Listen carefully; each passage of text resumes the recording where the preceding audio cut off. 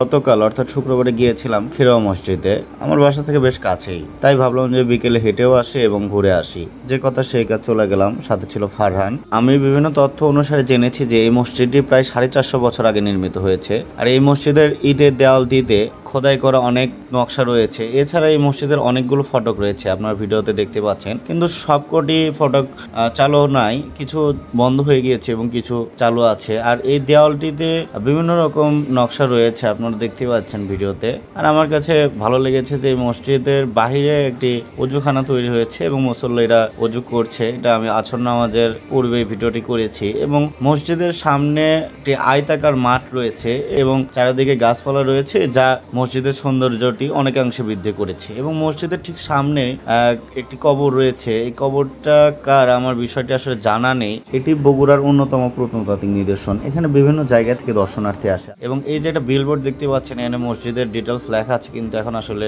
মুছে গিয়েছে। আপনারা চাইলে আমি এটার ডিটেলসে আরেকটি ভিডিও বানাবো। ধন্যবাদ সবাইকে।